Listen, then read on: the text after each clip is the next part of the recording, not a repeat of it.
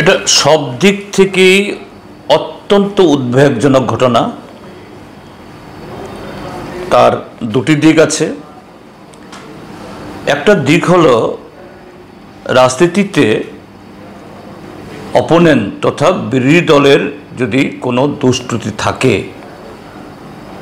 অবশ্যই অন্য দল তার সমালোচনা করবে, তার উদাহরণ তুলে ধরবে এবং সেই কোনো উত্থাপিত বক্তব্য বা অভিযোগ যদি অসত্য হয় বা সত্য হয়, সেই দল গণতান্ত্রিকভাবেই তার জবাব দেবে যে না, এ ঘটনা ঠিক নয় বা নিন্দা জানাবে। এটাই তো আমাদের দেশের রাজনৈতিক কালচার, পরম্পরা। আমাদের গণতন্ত্র, আমাদের সংবিধান এটা বৈধ, এটাকে অ্যালাউ করে। কিন্তু সাম্প্রতিককালে দেখা যাচ্ছে শাসক দলের বিরুদ্ধে যদি কোনো সমালোচনা হয়, তাদের বিরুদ্ধে যদি কোনো কেউ অভিযোগ উত্থাপন করেন,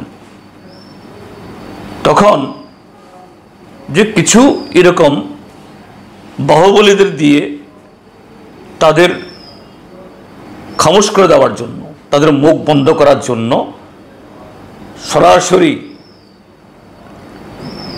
সেই ব্যক্তি বা সংগঠনের উপরে দৈহিক আক্রমণ, সম্পত্তি ক্ষতি করা এবং আরও নানাভাবে তাদেরকে কোণঠাসা করার চেষ্টা যেন ত্রিপুরাজ্যের এটা কালচার হয়ে গেছে। অথচ একই ধরনের আচরণ শাসক দলের তরফ থেকে, তাদের সর্বোচ্চ নেতৃত্বের তরফ থেকে অহরহ তারা এসব বলছেন যে বিরোধী দল বা কোনো এক রাজনৈতিক দলের নাম করে তাদের ৭৬% এরা পাগল,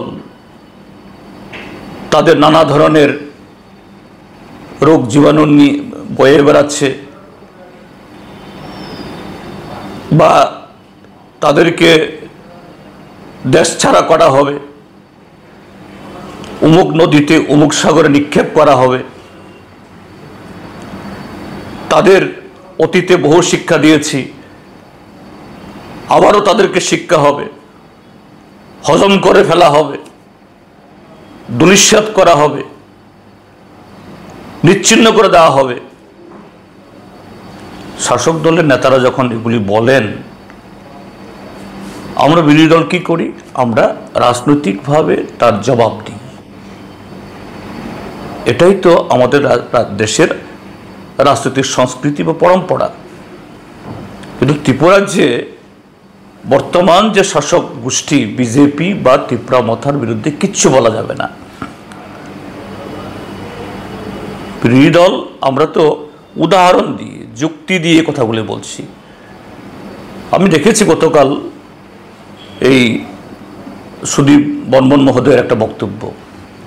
তিনি কি বলেছেন যে মধ্যপ্রদেশে এক বিজেপি নেতা, সেখানকার আদিবাসী একজন নাগরিক,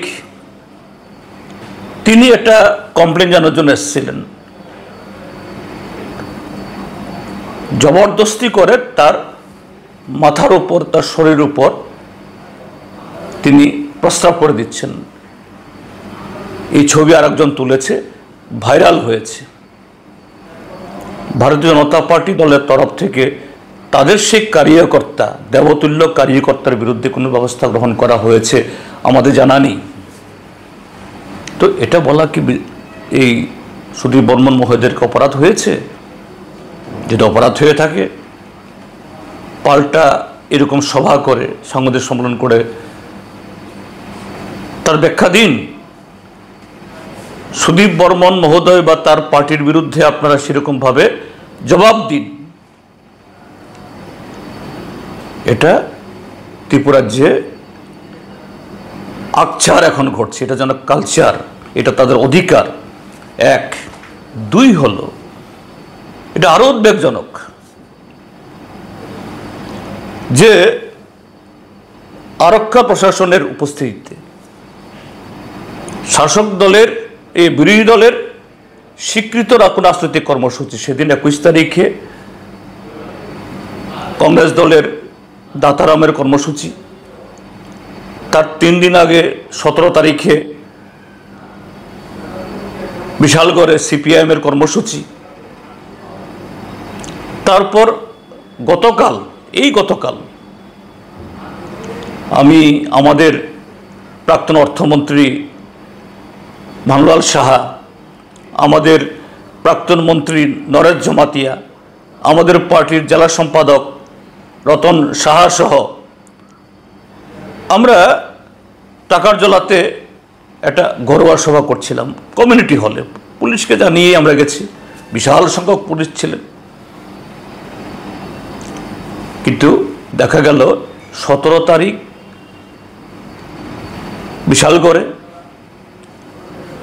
21 তারিখ উদয়পুরে দাতারামে, গতকাল এই জামপুই জেলার এই টাকারজলাতে, আর আজ সকালবেলা সুদীপ বর্মন মহোদয়ের গতকালের যে সাংবাদিক সম্মেলনে, এতে ভারতীয় জনতা পার্টির হাতে ঘা লেগেছে।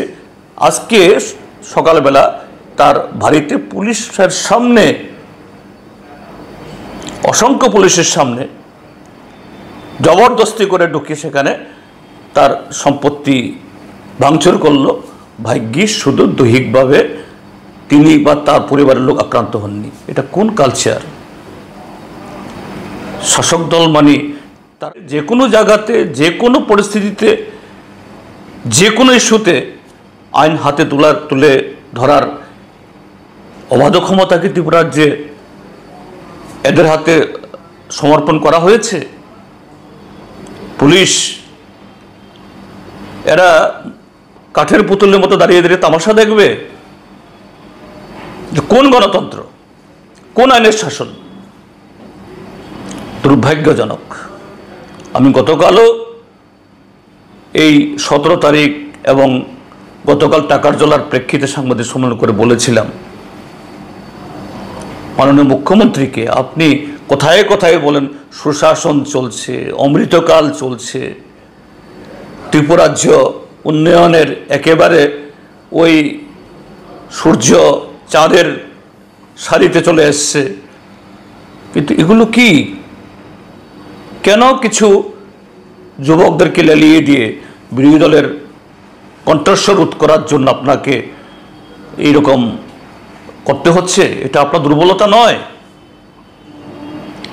কোথায় কোথায় বলেন পুলিশকে যে স্বাধীনভাবে কাজ করার জন্য সুযোগ দেওয়া হয়েছে। আর এই কথা বলার, এই কথা কি কেউ বলতে পারে এরকম? মুখ্যমন্ত্রীর চেয়ারে বসে, স্বরাষ্ট্রমন্ত্রীর চেয়ারে বসে। তার মানে হলো আপনি স্বীকার করে নিচ্ছেন পুলিশের স্বাধীনভাবে কাজ করার সুযোগ ছিল না। এখন যখন বলছেন স্বাধীনভাবে কাজ করার সুযোগ দেওয়া হয়েছে, কিন্তু দেখা যাচ্ছে পুলিশের সে ভূমিকা নেওয়ার স্বাধীনতা নেই, যে কারণে অফিসার এবং ডজন ডজন পুলিশ কর্মীর সামনে অল্প কজন মাত্র কিছু লোক যাদেরকে লেলিয়ে দেওয়া হয়, আমি তাদেরকে দোষারোপ করব না, আমি সত্যিই বলছি। বিশালগড়ে সেদিন যারা পার্টি অফিস আক্রমণ করলো, একজন সংখ্যালঘু এই নাগরিকের উপরে তার বাড়ি তছনছ করে দিল। গতকালও যে 15-16 জন যুবক টাকারজলাতে আমাদের মিটিং বানচাল করার জন্য আসলো, এবং আজকে যারা সুদীপ বাবুর বাড়িতে এমএলএ হোস্টেলে, এটা প্রোটেক্টেড এরিয়া, 1 নম্বর এমএলএ হোস্টেল, সুদীপ বর্মন সহ কিছু লোক থাকেন সেখানে, এটা তো রেস্ট্রিক্টেড এরিয়া, এখানে ঢুকলো। পুলিশের স্বাধীনভাবে কাজ করার নমুনা এটা? আমি পুলিশ আধিকারিককে বলবো, আবার বলছি, প্লিজ, এনাফ ইজ এনাফ। এর পরিণতি কিন্তু ভালো হবে না, এর জবাব দিতে হবে।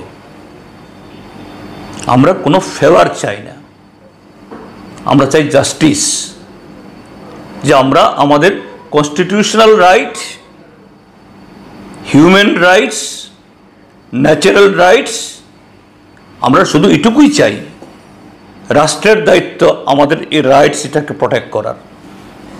এখন যদি বারে বারে সে জায়গাতে হুচট খেতে হয়, থিংস উইল টার্ন সামথিং, তার ফল সবাইকে ভুগতে হবে। খুব মার্জিত ভাষায় আমি আমাদের রাজ্যের পলিটিক্যাল এক্সিকিউটিভ এবং